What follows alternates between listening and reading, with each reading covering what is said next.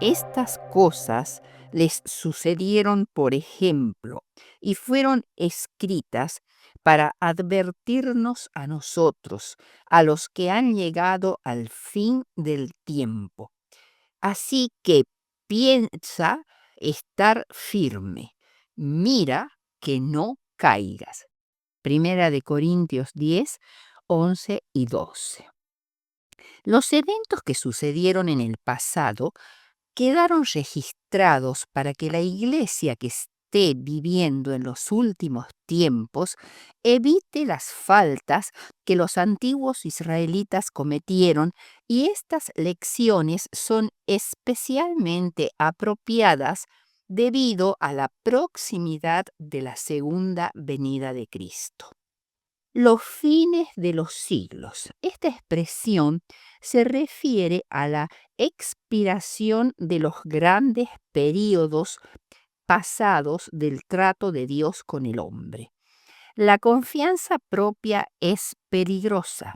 El que piensa estar firme, mire que no caiga. La verdadera seguridad radica únicamente en el reconocimiento de que el individuo separado de Cristo es absolutamente impotente y que necesita siempre la presencia del Espíritu Santo para ser liberado del pecado.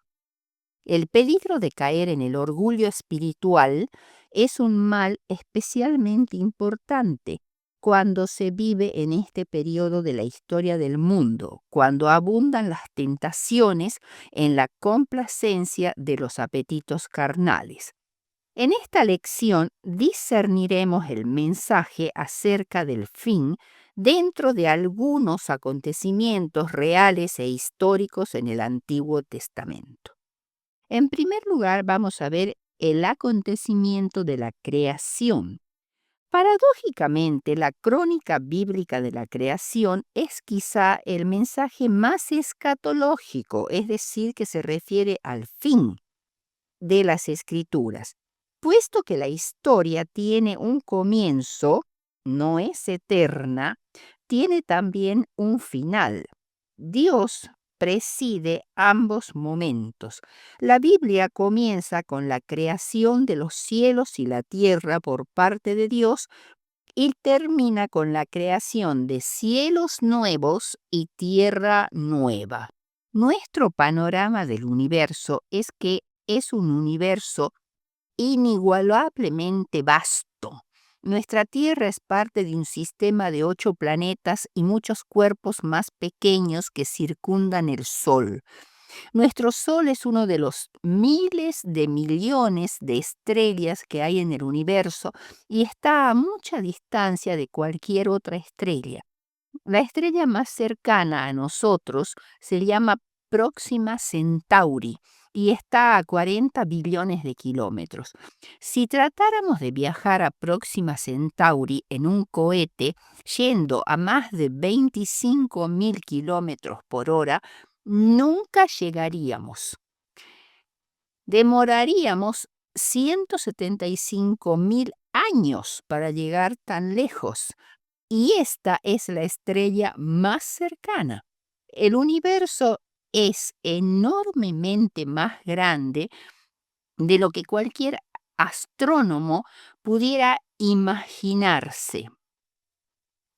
Además, el universo tiene una cantidad inigualable de materia y de energía.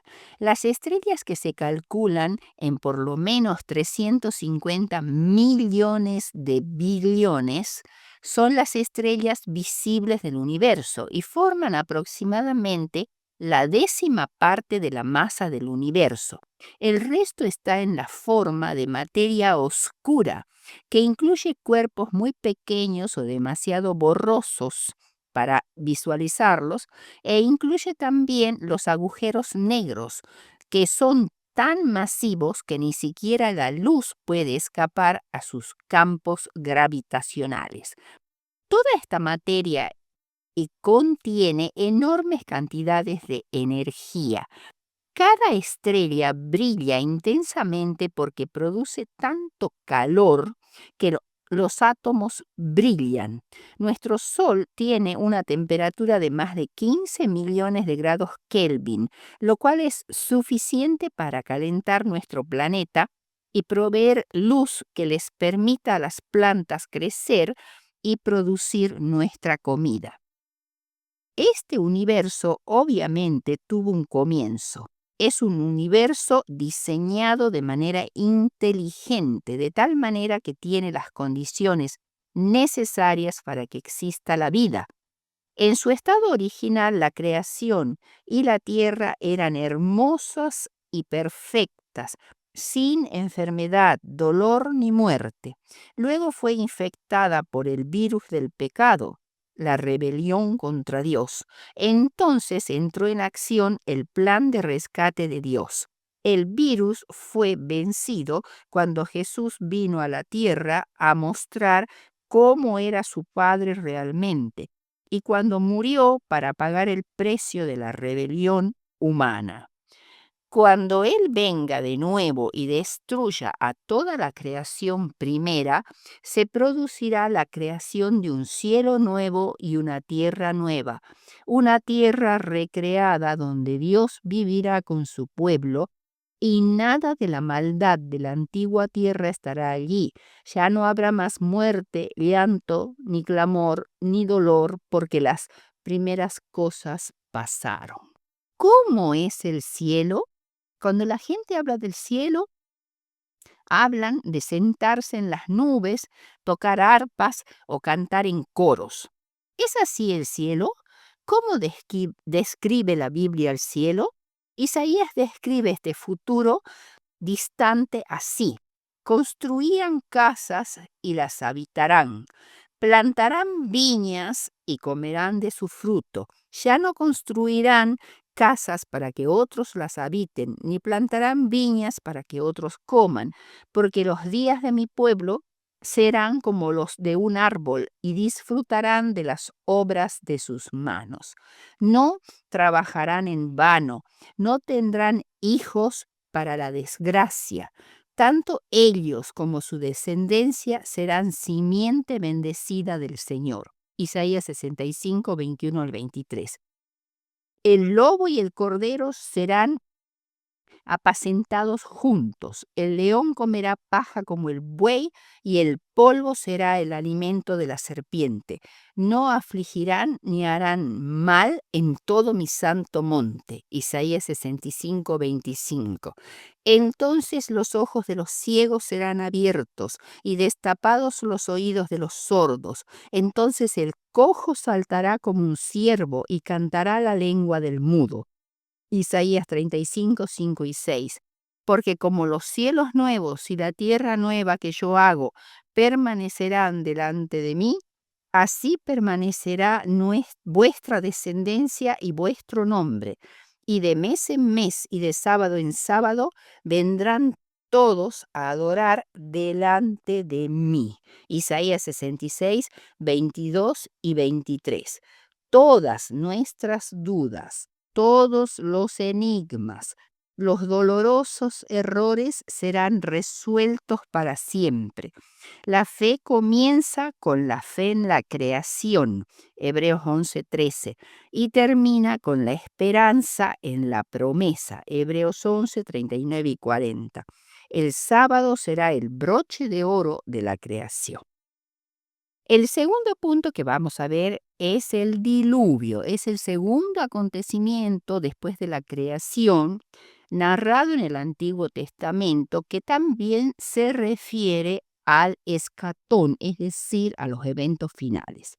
Jesús mismo reconoce el paralelismo entre el diluvio y la segunda venida.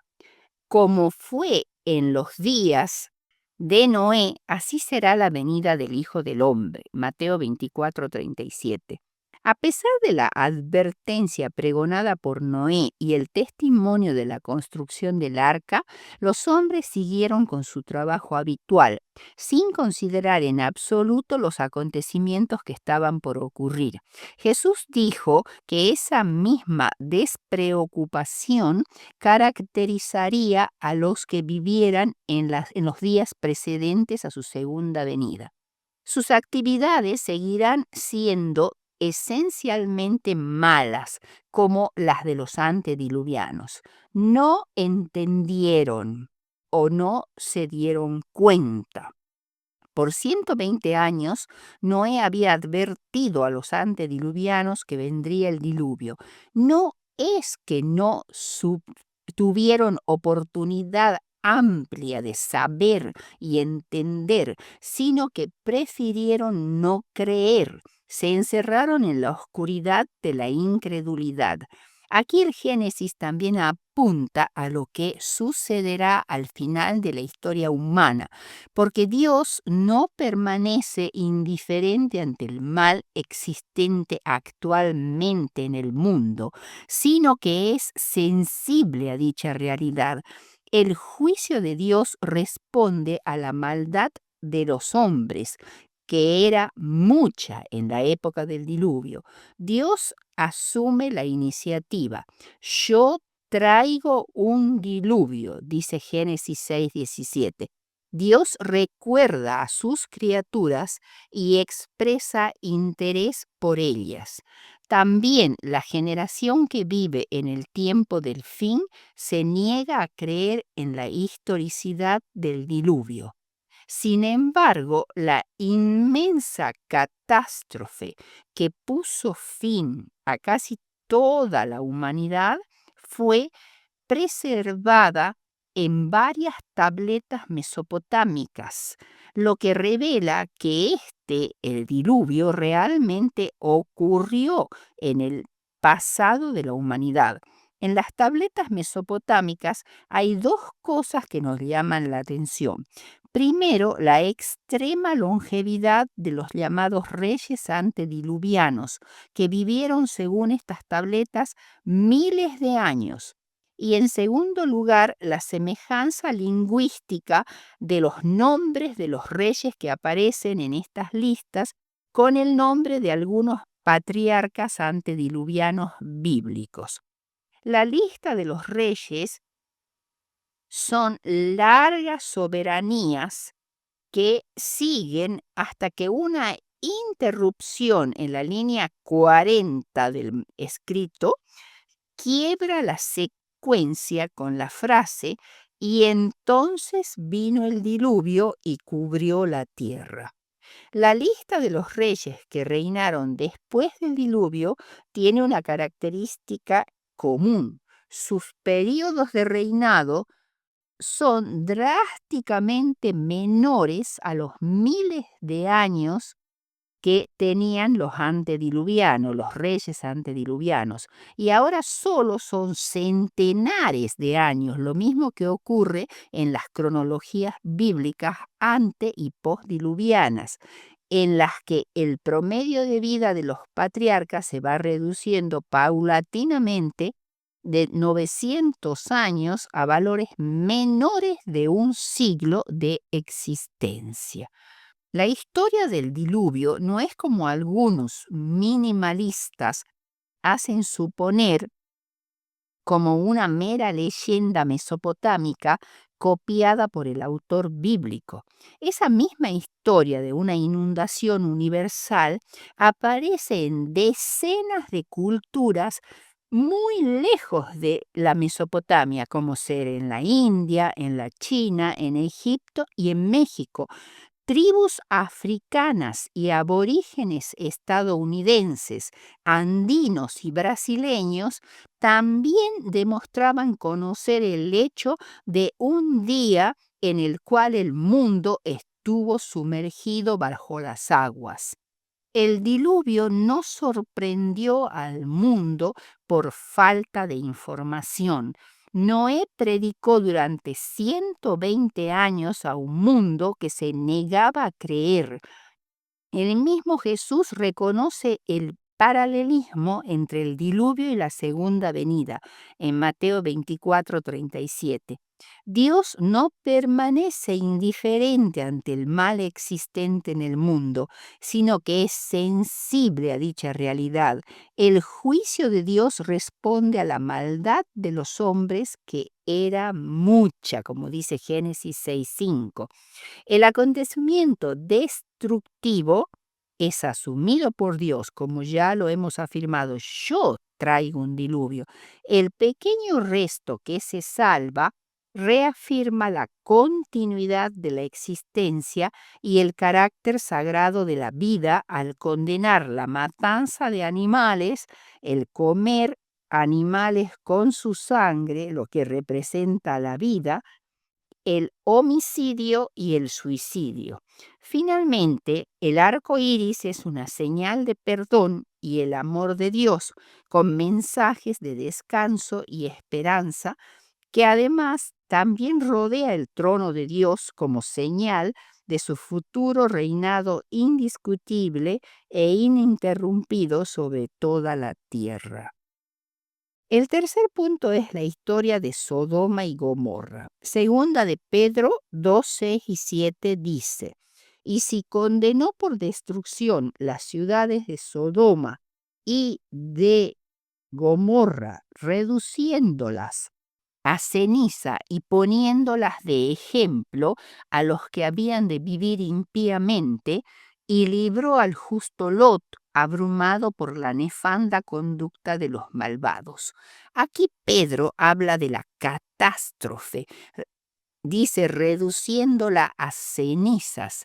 El terrible destino de estas ciudades de la llanura debía desanimar a otros para que no corrieran la misma suerte, para que terminaran con la misma impiedad que acabó con la destrucción de las ciudades de la llanura. Rescatad a Lot y a su familia del holocausto. Recordemos que holocausto significa todo quemado, y es exactamente lo que pasó con Sodoma y Gomorra. La certeza de los castigos de Dios se pone al lado de los actos de misericordia del Señor al salvar a Lot y a su familia, quienes vivían abrumados. Por lo menos Lot vivía abrumado y muy abatido, disgustado por la inmoralidad de los sodomitas. Judas aclara algo más de la conducta de los sodomitas, quienes se habían entregado por completo al libertinaje sexual, y no les parecía mal exigir que los huéspedes de Lot les fueran entregados para tener relaciones sexuales ilícitas con ellos. Estaban tan acostumbrados a hacer lo que querían que cuando Lot se les opuso firmemente, amenazaron al mismo Lot con hacerle algo peor aún todavía a él. Ezequiel 16:47 acusa a Israel de haber fornicado, es decir, cometido adulterio espiritual, por lo cual eran mucho más culpables que Sodoma y Gomorra. La advertencia dada a través del relato de Sodoma y Gomorra a los que viven en la tierra en estos últimos días es clara. Finalmente, los malvados serán destruidos por el fuego, como se describe en Apocalipsis 20.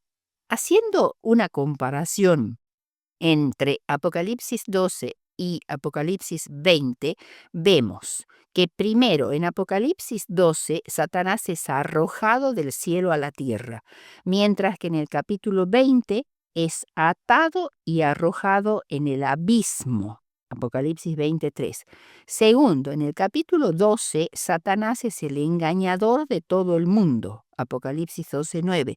Mientras que en el capítulo 20 ya no puede engañar más a las naciones. Apocalipsis 20:30. Perdón, 23.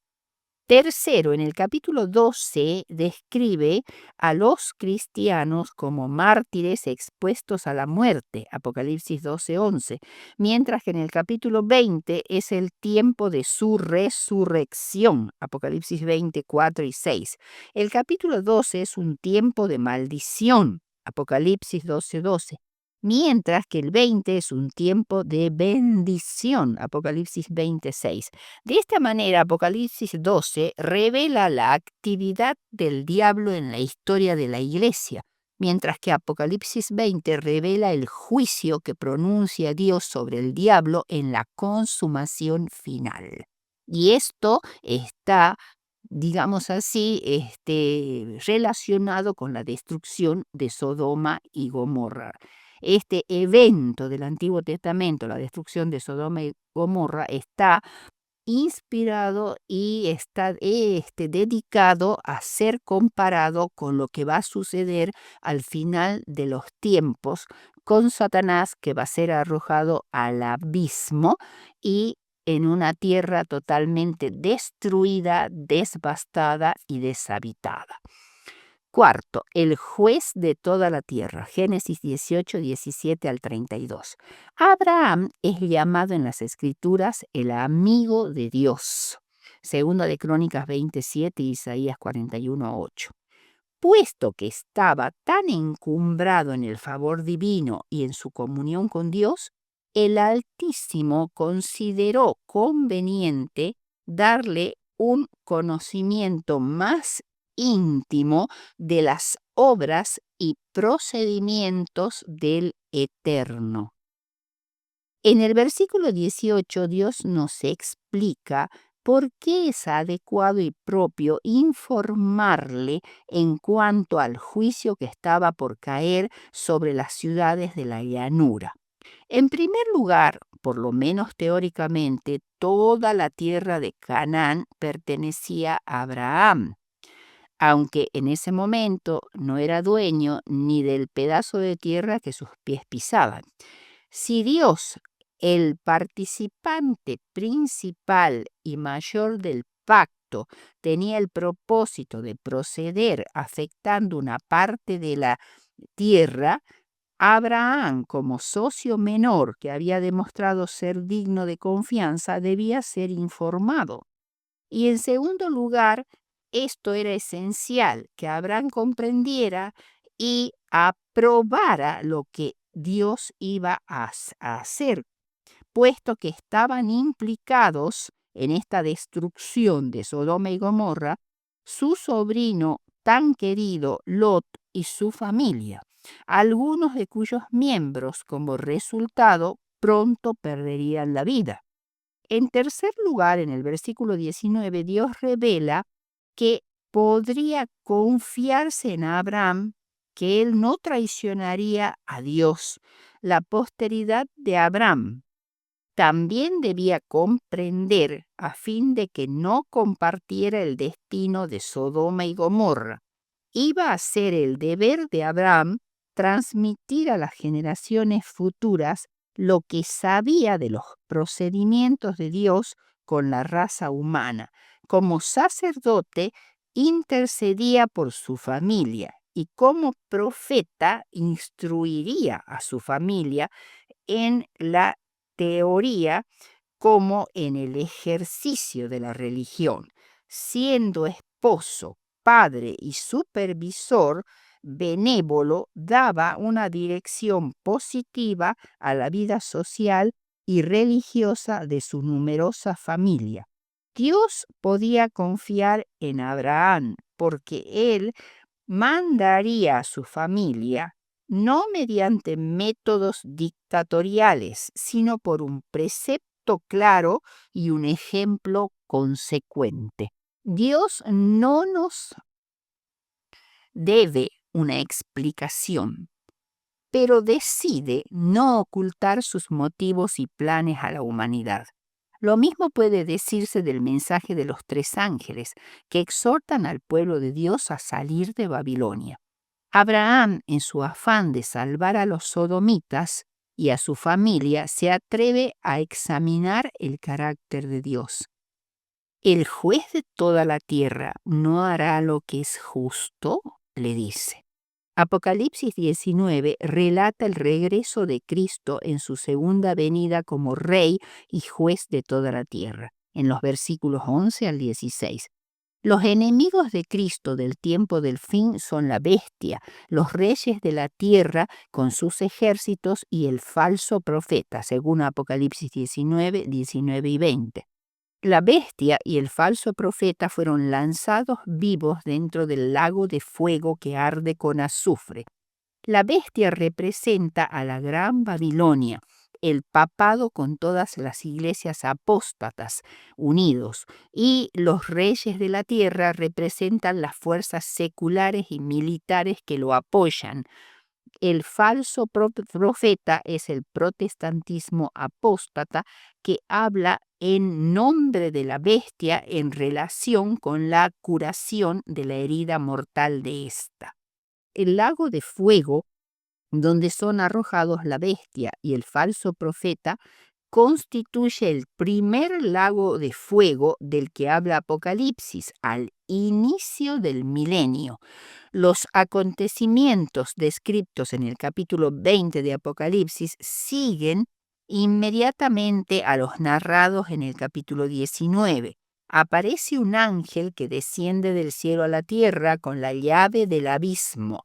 Esta es una visión simbólica. El abismo no es una caverna subterránea o un precipicio en algún lugar del universo. El abismo es el símbolo de la tierra completamente despoblada y destruida, llena de cadáveres después de la batalla del Armagedón y la segunda venida de Cristo. La cadena y la llave son también simbólicas. Cristo no establecerá su reino en la tierra inmediatamente después de la segunda venida. Por eso es que lleva consigo a los santos resucitados y a los sobrevivientes al cielo. Su reino se establecerá al fin de los 1000 años. El grupo que será arrebatado para encontrarse con el Señor en el aire y ser trasladado a la Jerusalén nueva, la celestial, está formado por los justos muertos resucitados y a los justos vivos transformados. Los resucitados incluirán a los justos de todas las épocas que han vivido en la tierra. Apocalipsis 20 comienza con el inicio del milenio, en el cual Satanás, el gran dragón, es atado simbólicamente por una cadena de circunstancias, que es la tierra totalmente despoblada y destruida, todo rasgo de civilización humana. Satanás y sus ángeles están recluidos en esta tierra desierta, desolada, donde no podrán tentar ni engañar a nadie. Esta tierra desolada es también llamada el abismo. El sello puesto sobre Satanás simboliza el hecho de que estará completamente restringido en sus actividades durante los 1000 años. La siguiente escena en el versículo 4 del capítulo 20 es celestial. Allí se habla de tronos, símbolos de autoridad para gobernar o juzgar. Los que se sientan en esos tronos tienen autoridad para dictar una sentencia. Daniel 7:22 dice que se dio el juicio a los santos del Altísimo. Esta obra de juicio implicará una cuidadosa investigación de los registros de los impíos que yacen muertos en la tierra, para que todos los que están en el cielo queden completamente convencidos, como Abraham, de la justicia de Dios cuando destruya a los impíos al fin del milenio. Así es como Dios nos responde a esa ansiosa pregunta de Abraham. ¿El juez de toda la tierra no ha de hacer lo que es justo? Y lo hace antes que llegue el fin del mal y de los malvados, abriendo los libros del cielo y permitiéndonos acceder a la información y a la evidencia que está escrita antes de hacer descender fuego sobre la tierra. Tendremos 1000 años para obtener respuesta a muchas preguntas que ahora tenemos. Esto habla en favor del carácter de Dios, de cuán dispuesto está Él al escrutinio de sus acciones por parte de los seres creados que dependen totalmente de Él para existir y que no tienen ningún derecho inherente a conocer estas cosas. O sea, Dios lo hace porque Él es magnánimo y porque además quiere que no quede ni una sombra de duda con respecto a su justicia al tratar con los pecadores. Veamos ahora el juicio previo al advenimiento. Daniel 7, 9, 10, 13, 14, 22, 26 y 27 describen el juicio previo a la segunda venida de Cristo y nos revela cómo actúa Dios para resolver el problema del pecado. Inmediatamente después de los 1260 años destinados a la supremacía del cuerno pequeño, es decir, el papado, en el año 1798, Daniel en su visión es llevado a otro ámbito, al celestial, donde se le muestra la tercera escena de su sueño del capítulo 7, la escena del juicio celestial, preadvenimiento. O sea, este juicio es antes de la segunda venida de Cristo. Este el es acontecimiento más importante de esta profecía, ya que es el cumplimiento de las esperanzas y anhelos de la humanidad, el castigo de los opresores y la liberación de los oprimidos, es la victoria del bien sobre el mal. El versículo 22 dice que es el juicio a favor de los santos y en contra de sus enemigos. Este juicio se celebra antes de la segunda venida de Cristo, es el juicio preadvenimiento. Hay 3 elementos en la escena del juicio. Primero, el trono; segundo, el anciano de días; y tercero, los libros abiertos. El trono es lo primero que advierte Daniel y es el mismo trono descrito por Ezequiel en su visión del capítulo 1. Daniel no lo describe como un trono envuelto en llamas de fuego y está montado sobre ruedas. Daniel está asombrado y atemorizado porque la imagen de un trono abrasador tiene que ver con la ira, con la destrucción y el juicio. El anciano de días, en el versículo 9, esta expresión transmite ideas de eternidad, sabiduría, omnisciencia. El que estuvo antes de cualquier principio conoce cada acción de la humanidad y está en óptimas condiciones para juzgar. Sus vestiduras blancas, como la nieve, representan la perfección de su carácter. No puede ser sobornado. Su veredicto es totalmente objetivo, pues sus facultades para juzgar no están embotadas por el pecado. Solo Él distingue claramente el bien del mal. Los libros que se abren inmediatamente después que el anciano de días se sienta en ese trono contienen el registro de todas las acciones humanas. Se examinan las acciones de todos los que han prestado lealtad a Cristo, los que alguna vez se han asumido y se han declarado como cristianos y creyentes en Dios, no para informar a Dios, que lo sabe todo, sino al universo en general, y le dan entonces una sentencia dada por Dios, que no es más que el reconocimiento del veredicto que cada individuo ha pronunciado sobre sí mismo con sus acciones. Dios es así, en virtud de este juicio, librado de toda responsabilidad al sentenciar a la destrucción eterna a miles y miles de pecadores. no perdonados que se incapacitaron a sí mismos para la vida eterna. Como resultado de este juicio se confecciona la lista de los redimidos antes de la segunda venida de Cristo a la tierra.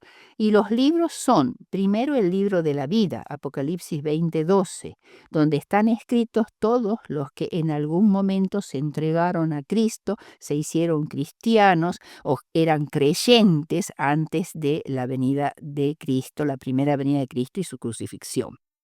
El libro de memoria, Malaquías 3:16, Salmos 56:8, donde están anotados todas las buenas acciones de los santos. Tercero, el libro de los pecados, Oseas 7:2, Oseas 13:12, donde están escritos los pecados de los santos, de los que se han declarado creyentes. Y el libro de los estatutos, o sea, que tendría que ver con la ley.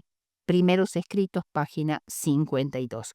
Finalmente, señalamos a los ángeles, que son millares de millares, y que fueron los ángeles guardianes de todas estas personas que están siendo juzgadas y sirven de testigos en el juicio. El Hijo del Hombre, montado en un carruaje de nubes que llega hasta la presencia de Dios, es un ser único en el universo que posee doble naturaleza, divina, humana, y es Cristo quien entra en el salón del juicio como sumo sacerdote. La única razón por la que el juicio es hecho en favor de los santos del Altísimo, como dice Daniel 7:22, es el Hijo del Hombre que ha sido su Salvador. Solo su perfecta justicia hace que su pueblo salga airoso en el juicio, preadvenimiento. En conclusión, verdaderamente el mensaje acerca del fin está presente en toda la Biblia, dentro de acontecimientos reales e historias narradas en las Escrituras, en el Antiguo Testamento. Las acusaciones de Satanás contra quienes el, buscan al Señor surgen únicamente de su enemistad hacia Cristo. Por medio del plan de salvación, Jesús está quebrantando el dominio de Satanás sobre la familia humana y rescatando almas de su poder. Jesús, nuestro abogado, presenta una súplica eficaz en favor de todos los que mediante el arrepentimiento y la fe le han confiado la guarda de sus almas. Intercede por su causa y vence al acusador con los poderosos argumentos del Calvario. Profetas y Reyes 426, 428 y 430. Elena de White.